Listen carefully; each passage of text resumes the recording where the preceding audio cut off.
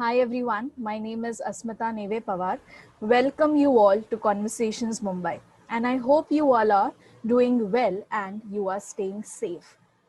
We at Conversations Mumbai, we bring to you stories of people from different walks of life who have opted an unconventional path and have achieved great success in their journeys. And today we have with us one such amazing person with us, a woman who is known as Compost Queen. Yes, you heard me right, Compost Queen. Under her latest and the last campaign that she has done recently, Swachh Gruha, she had almost 10 lakh citizens of Bangalore who came together and they composed their 1 week of kitchen waste. And through this process, they could keep away several tons of wet waste which didn't go to the landfill. It was saved from going to the landfill and they could compose their own wet waste. She is the founder of Solid Waste Management Roundtable in Bangalore. She also does urban farming. She grows her own vegetables, not just one or two, but more than 50 different styles and different types of vegetables. She is a recipient of numerous prestigious awards in the category of being a responsible citizen and towards the betterment of environment. She has been invited as speaker and panelist on multiple prestigious platforms. She has trained over lakhs of people on how to manage their own waste, and through her different workshops and trainings that she keep on conducting often. Please join me in welcoming this responsible citizen who is also known as Compost Queen, Vani Murthy. Hi Vani ma'am, we are very happy and pleased to have you on board. Thank you, Asmita. Thank you so much. So Very happy ma'am, to be on your platform. great ma'am. So if I am not wrong, you have been a homemaker. So how did your journey start from being a homemaker to being a Compost Queen? Well, it's more than 10 years now. So, yeah, I've been pretty much very at the comfort zone of the home, never did anything outside home. But then a few years back, probably around 13 years back, I had an opportunity to join the Resident Welfare Association to just explore, what is outside home and what I can do other than just, my responsibilities at home. And then from there, I was exposed to things that people are doing. A lot of people give their time and energy and effort to make this, not just their areas clean and green, but also looking at how they can be more responsible towards the planet. And one such person was Dr. Meenakshi, and having got to know her, I think there was no looking back, because it all started off and how waste could be a great resource and what we could do with it, and exploring all possibilities, how to convert people into taking more responsibility of the waste. And then I don't think we can ever stop, because we know that we are making a difference by reaching out to more people and getting them to take a responsibility of the waste they generate. Absolutely. So there's a lot of difference between inspiring people and getting them in action. And through the work that you have been doing, I've been seeing people taking action and not just getting inspired by what you are doing. That really makes a lot of difference. So, ma'am, Thank you. why do we really need to segregate our waste and why do we really need to manage our waste? If you could just highlight a little on that. Yes. So basically, I think unless you know the reason why we need to do these things, you don't really look at it, because most of the households or most of the citizens of this planet just think that waste is end of use to them, and then it should just go away from their homes, and it is the municipality which takes care of it. They should take care of it. But the issue doesn't get resolved there, because waste is one of the biggest problems. Waste gets dumped everywhere, right from the drain outside your home to the rivers, to the lakes, to the oceans. It gets burnt. Most people try to reduce waste by burning it, which causes so much of dioxins to be pushed into the air in which we are breathing. And also huge chunks of waste land up in, dump sites. These dump sites were supposed to be, a kind of scientific, but they are not. They are just dump yards and mountains of garbage, settling in one area where the city's waste goes. Like Bangalore generates 5,000 to 6,000 tons per day, and that too unsegregated. And if that goes and lands, most of the pollution happens at the landfill. Because for me and my teammates, the eye opener was visit to the landfill, because at the landfill we got to see what a mess it is. It's just a lot of biodegradable. 60% of what we generate is biodegradable. They start to break down in these mountains of garbage in an anaerobic fashion, and methane gets out. And today all of us talk about the climate change, and one of the worst things that you can contribute is the methane that gets into the atmosphere because we have dumped our garbage. And second reason is the leachate gets into the groundwater, and that contaminates the groundwater. And also there are a lot of villages who are growing the food out in the outskirts, and wherever there is dump yard, the soil there also is contaminated completely. And so the three reasons why we need to segregate and take charge of the waste is that it pollutes the air by releasing methane, it pollutes water, and it pollutes the soil that grows our food. And these three things are so important for us, to live on this planet. They are the ones that are reason why we are all alive on this planet. And so we can stop doing that by looking at our waste as a resource, because most of the resources get lost. Our kitchen waste is a fantastic resource to become compost. Every bit of plastic, paper, metal, glass, if it is kept clean, it can go back to recycling. And very little waste needs to be managed by the corporation. If we could divert everything, then it will be great. And secondly, you asked, how do we manage it? The first part of waste management is to reduce the amount of waste we generate, because that becomes extremely important, because we have to recognize what are the alternatives. We all talk about sustainability, zero waste lifestyle. They all become jargons, but the truth is that's practice that we all need to imbibe from our ancestors, because they lived zero waste. There was no waste they generated. And secondly, we need to look at anything that is used once and dumped or thrown away. Has been a lot of resources are used to make them. So we should be more careful about how we utilize the resources, the limited resources that's available, and not just use it for a convenience, because most of the use and throw is because of convenience. Correct. So these are the two things why we should segregate and why we should manage our waste at the source of generation. Because if I say my waste is my responsibility, and if every citizen says that, I think all of us will be contributing to a better planet, a better future for the generations that are going to come. Absolutely. Absolutely. So, ma'am, if you could give us 5 examples of practices that each and every person can adopt in their day-to-day lifestyle, just 5 habits that we need to change at our end so that we don't create that waste. Basic thing is to keep them in separate, every time you use something, make sure it's clean, and you keep it like in Bangalore, we have 2 bin 1 bag as the segregation thing. It's like uniform color coded segregation for the city. And so you put all the wet waste in the green bin, and then the dry waste in a bag where all these recyclable dry waste goes, which will be cleaned till you find a recycler who will come and pick it up, or you can go and drop it off to some kabadi wala, raddi wala, or to a dry waste recycling center. And the third thing is the reject waste, which is very minimal.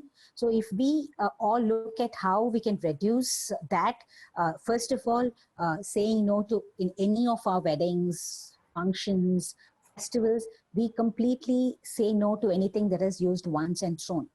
For example, the first thing that I would talk about is the paper cup. Everybody think paper cups. There is a huge push to not use single-use plastic, but then this paper cup looks very much like a biodegradable thing, and it is okay to use, but unfortunately there is one lining of plastic in between 2 layers of paper, and paper cup is not recyclable. So you cut down on giving your tea, coffee, juices in paper cups.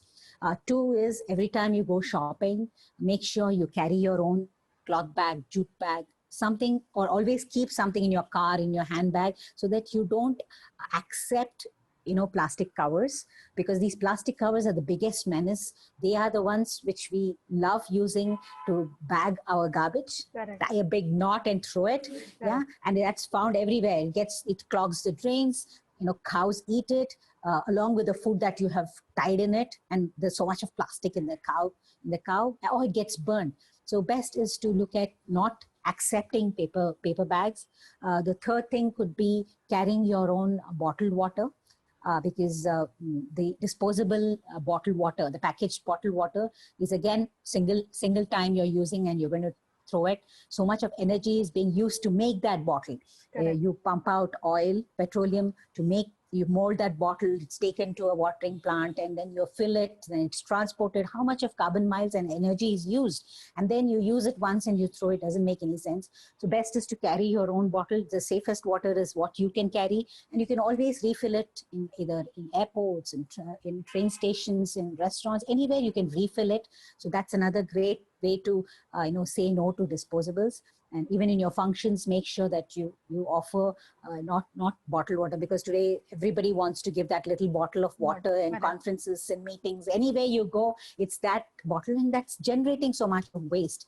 And the fourth one is refusing straw altogether.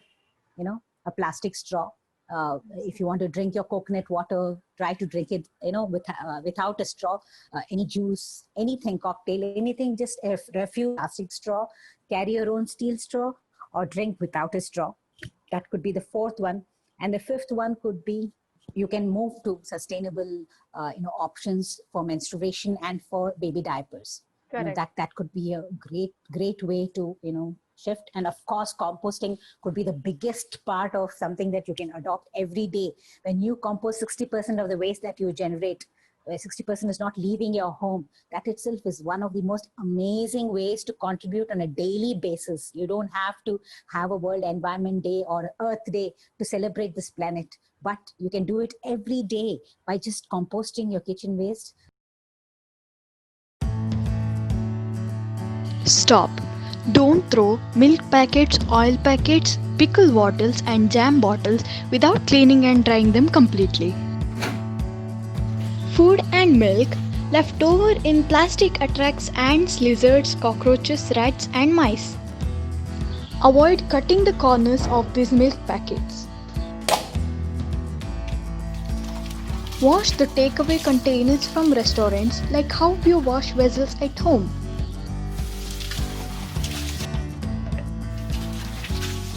This is a responsibility and duty of every citizen as we generated this.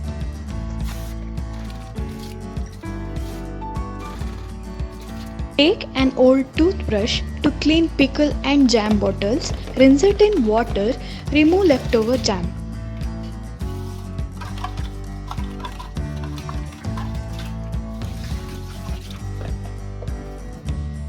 Cut open milk and curd packets completely to wash it and remove any residual milk or curd.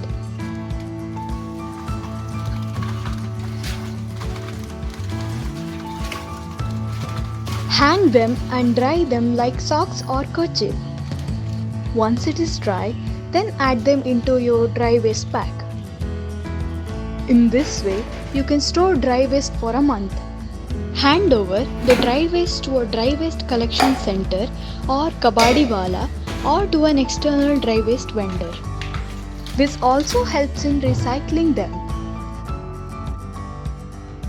These are some of the steps all of us can practice. You don't have to take them all together. It's slowly you evolve to become that person who is very conscious of the consumption that he does, and he does not want to leave behind things that the earth can't, digest. That's more important. So you will not have any problems if you learn how to compost at home. Even in the smallest spaces, you can compost, and it is like very addictive. It makes you feel so good that this is not going, a great resource is not going out of your house and getting trapped in a landfill and creating this mess called methane and the global warming. So I think composting should become a part of every household's, it is just a part of their everyday action. Just like getting up and brushing your teeth, composting should become a part of how you deal with the waste that you generate, especially kitchen waste. Today we all live in apartments, but those days, when you go back to your grandmother's and grandfather's era, they had a backyard. They were growing their vegetables there. They would put it in the backyard. It becomes a part of the organic waste that's going back to soil. So you need to close the loop. Why do you compost? You have to compost because you need to put back organic matter and create that living soil to make our food, grow our food. That's so important today, with so much of land being depleted of any organic matter. So there's no living soil, more and more chemicals being put to grow food. It's important for all of us to understand that it's because it's lacking organic matter. That's why it's not a soil that's alive and it has everything that needs for a plant to grow. Absolutely true. And that live soil is something we called as black gold. Am I right? Yes. Yes. So we need to create black gold. It's high time. We have been running towards the wrong gold, I would say. Yes, black is a new green. Absolutely, absolutely. So, ma'am, if you could quickly help us understand the composting process that we can do at home, even in the smallest place where we don't even, need to have a balcony. So, in the smallest place, how do we start with the composting process?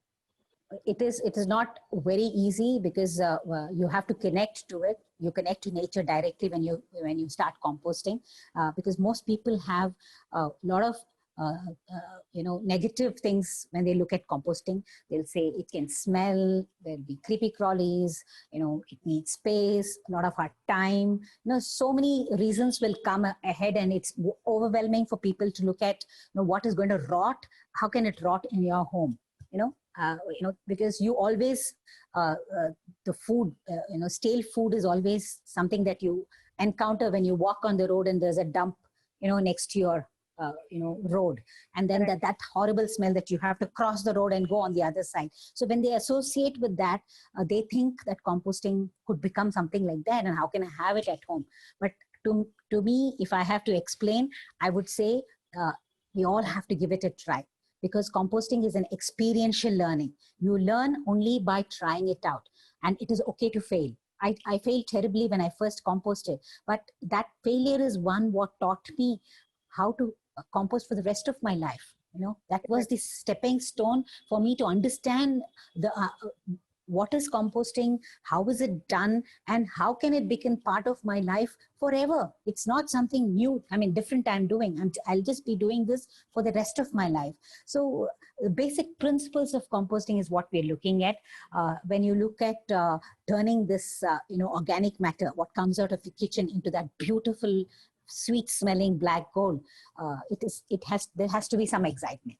You need to bring that excitement into you. That if that kicks in, I'll tell you, you will not give reasons as space or time or anything else. It is just give it a try. So if people have a very limited space, there are different kinds of composting. So for closed spaces where they don't have a little open space, that is maybe a small balcony where the corner of the balcony they could do, then there are anaerobic methods of composting. That's called the Bokashi method of composting, which is an indoor composting. It can be kept in your kitchen. So you have different systems that can be used depending on the space that you have. If you do have a little space, that is a balcony, which is covered a little, because most of these composting, you should not expose it to rain.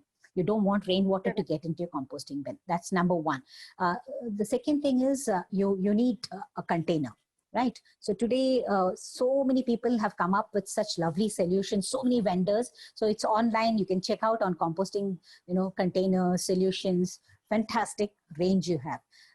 And then every day we generate breakfast, lunch and dinner, whatever is left over, the peels, the kitchen peels, they're all compostable materials. So what can't go into an aerobic composting, is that you can't put meat waste and dairy into an aerobic composting. Otherwise, all your food waste can go into it. Make sure that if you have any gravy, you remove all the liquid part and only put the solid part, because the green waste, that is what comes out of the kitchen, is high in moisture. If you look at the peels, vegetable peels, Correct. fruit peels, they're high in moisture. So the green waste is already high in moisture. So we don't have to add more moisture Correct. by putting some gravy into our composting process, and also exposing it to rainwater. These two are no.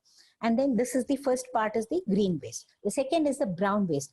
The green waste is high in nitrogen, and the brown waste is carbon. It's nothing but the dry leaves that is available. In season, I collect all the dry leaves that are in and around my house, so that I have dry leaves, the carbon stuff, for the rest of the year. And this, if it is shredded, it's great. You can put it in a bag and jog on it for 5-10 minutes. Dry leaves, they crumble and they start to break down. And that is fantastic material to balance the wet. Dry, wet, both have to be in good balance, so that, it's not too soggy. That's the second one. The third one is microorganisms. When you want to, because we have smaller spaces, we are in a hurry to, finish the composting process as early as possible. So because it could take its own time. But if you want to accelerate the process, then we add a culture or introduce microorganisms. That could be like as simple as buttermilk, sour buttermilk from our kitchen, that can be added. You get a lot of composting microbes available in the market. You can add them, and that could be a great introduction to accelerate the process.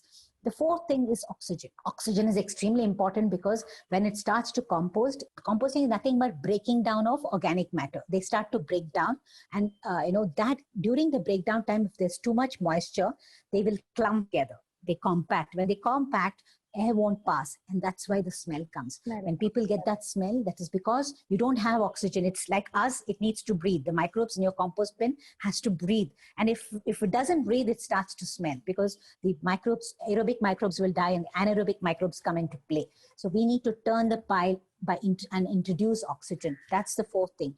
And everyday waste, take your green waste, put some brown material. Brown material can be cocoa peat, it could be sawdust, it could be shredded cardboard. So there are different brown materials that you can add, and then mix them together, put it in your bin, and then keep putting every day. Once in 4 days, turn it around, and once your bin is full, keep it away. Start in the second bin. And then the first bin, once you stop putting any fresh waste, it takes around 40 to 45 days for it to become this beautiful black gold. That's the process, as simple as that. But the thing is, it's practice. You keep trying it again and again. If it got too wet, then you have added less of browns. If it's too dry, you've added more of browns. So that balance comes only when you give it a try. Practice. So it's exactly like cooking. It's exactly like cooking. You can't get your dish great in the first time. You will have to get the balance only as you keep trying. Absolutely correct. So, ma'am, for the 40-45 days when we have to keep the bin aside, at that time, do we still have to, turn it upside down for the air to pass on, or we just have to keep it the way it is? You need to watch it at least once in 4 to 5 days. Just open it out and give it a little bit of air. So even the composting bins that you get, you can do it yourself. You can take your old paint bucket with a good lid, punch some holes, on the top, so that aeration is there. But turning the pile, that is, take a rake or something and turn the pile from bottom up. That can happen once in 4 or 5 days, so that you keep the aeration, because the microbes are still active. They need to take it to the end of the breakdown stage. And so giving them enough oxygen, so it is good to keep an eye on them and feed them some oxygen. Correct. Very true. Great.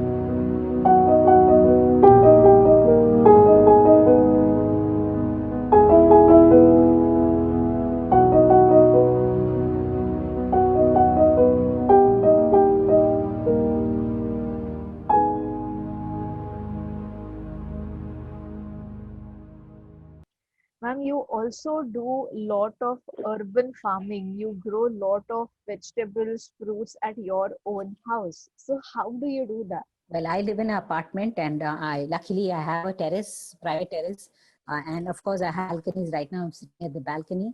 The urban farming happened to me much later. Dr. Vishwanath, who invited me to come and talk to a group of people called the urban farmers. I talked to them about composting. And like I said, who are these urban farmers? What are they supposed to be? And then when I go and meet them, I find young adults with young children who are keen to grow safe vegetables in the spaces that they have. It could be terrace, it could be balcony. And it was such a joy to meet these group from them is where I understood that even I can give it a try. So I think I exchanged my first seeds and saplings with some compost and earthworms. And I think I started very small with few pots, and then I don't know how it grew. My garden just grew by itself. So I think when you connect to nature, things just happen. You're not putting too much effort into it. You're so happy doing it. It feels very effortless. So I think we all need to get into that space of being excited about, wanting to do something like this. It is so peaceful to be amongst plants. And when they start fruiting, when they start giving you the fruits of your labor, and it's like so unbelievable. When I bring it down, I show my family, this is what I grew. This is what I grew. So that, I'm going to cook with this. That's the excitement that you have. So right now in front of me, I have lettuce and palak, and there's 2 chili plants in a little balcony of this size, 6 feet. And I have boxes there where they're growing. So yeah, I have a terrace, so I do grow a lot of stuff. Again, learning a lot, because I think nature is what teaches you a lot of things. When you connect to nature, that's where you get a lot of learnings. So every day there is a new learning. Why is this there? How do I deal with this? So Correct. yeah, it's a lot of fun. That joy of creation is amazing. Ma'am, people also tend to buy lot of organic food. So why is this organic food so costly now that you grow your own food? You might have an answer to this. Yeah, I can't grow all the food that I need, but why do I choose to want to eat safe food or cook safe food for my family is because I know for sure the food that you get in the market is full of pesticides. It's grown in unnatural soil. It's not real. It is grown with a lot of chemical fertilizers and in depleted soil. A depleted soil will need more and more chemical fertilizers to grow. So it is like a crop. So it's not a natural way of agriculture. We have moved away from natural agriculture to chemical agriculture, which is poison on our plate. And once you realize that, I think the shift happens because I also was wondering if I could become 100% organic. But over a period of time, I realized it's most important is what you put into your body, because we all go to doctors, we spend a lot on doctors, we do so many things, lifestyle diseases we have to. If we could just put good, healthy, nourishing food into our body, then I don't think we'll be spending so much. So if you put organic matter into the soil, you're nourishing the soil, and the soil in turn nourishes the plant, and the plant in turn nourishes us. So when that cycle is broken, if that cycle is broken and you're growing food on a depleted land with chemicals, you're not nourishing yourself. These vegetables and fruits look great in the shelf, but then there is hardly anything that could help you. It could be more chemicals that are getting into your body, which will harm you. So when people ask me this question about why is organic so expensive, that's because less demand. And secondly, ask yourself this question, why is the other food so cheap? Correct. That's the correct question. You will have to resolve that answer to yourself. Yes. Absolutely. Why is the other food so cheap? That's the right question to ask rather than asking why is organic food costly. Very true. When you look at formal education, it's nowhere helping us into day-to-day life. There's no life lessons that we learn during formal learning. If at all agriculture was introduced to young children, composting in agriculture, growing in your own school, I think it's a life skill for the rest of their lives. I think wherever they go, if they find little space, they would want to grow something, lovely ripe tomatoes, cherry tomatoes, maybe salads. You have to keep that thing, because I think there is, I always say this, I repeat this very often, that there is a farmer hidden in each of us. We just need to explore and bring that out. I think it's a natural instinct to want to grow food. And the happiest when you see, your plants give you something back for the labor that you have put in.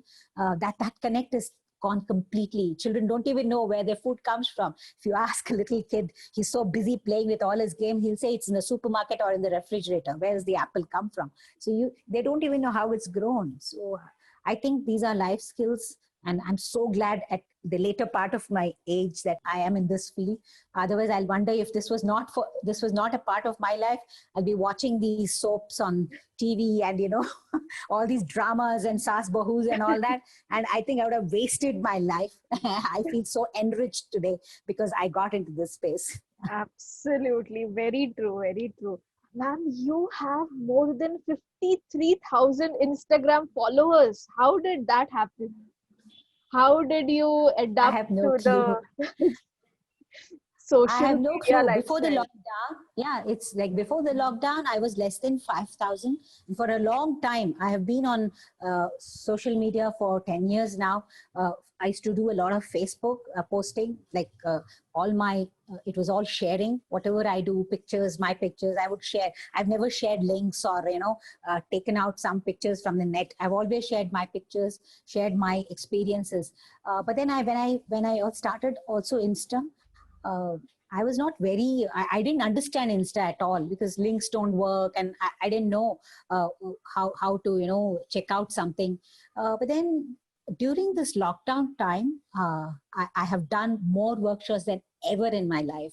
It's like I'm online all the time. I'm doing, Insta lives, or doing a workshop for some company or from some school or for some college. It has been 5 months. It has been non-stop talking. In fact, I ended up with a bad throat also. And Insta, suddenly it went crazy on me. It went crazy on me because I think certain people picked up my posts and reposted. I think that got traction, and it's not stopping. It's like every time I open, there are 1,000 people more, and it's like shocking, but I'm excited because I'm going to reach to more people, and that's the mission in my life: get more and more people to understand that this is something very important. And I'm excited about it. And amazing people, the kind of feedback that I get and the lovely DMs they send, it's like, it's not just instant gratification. It just makes me more responsible and want to do more. Yeah. Very true. Very true. So I wanted to ask you, how did you adapt to the social media lifestyle? Did you learn how to use social media, or you explored it by yourself? I think I took it naturally to social media. The thing is, when I first went on to Facebook, this was 2009, my son said, "What are you doing here?" I thought, is it only for youngsters? Why I can't come onto social media? But then he just asked that question, and I said, let me explore what is there. I'm not stalking you, so you don't have to worry about it. But then I found it was a good platform for sharing, and I definitely had something to share. And it just evolved over a period of time. I became very comfortable, facing the camera, talking to people, because a lot of things happened as the waste management scene increased. We were being called on to the programs on TV, radio interviews. So talking, sharing became something that we did constantly. And social media, I found one of the best platforms. So, and if that powerful tool is in my hand, I would definitely want to take full advantage of it. So, yeah, I didn't learn from anybody. Of course, I will ask for tips. Like my niece is there, I would ask her tips. And there are a few people I would say, what really happens when I do this? How to repost? I didn't know how to repost. So I didn't know I have to download a repost app and all that. So these things, I am a little challenged when it comes to too much of technical things. But then, what is easy, I do it without even, putting any effort. Absolutely. So, to all the viewers, ma'am is posting almost one video or one picture every day. I'm going to list ma'am's social media handles in the description.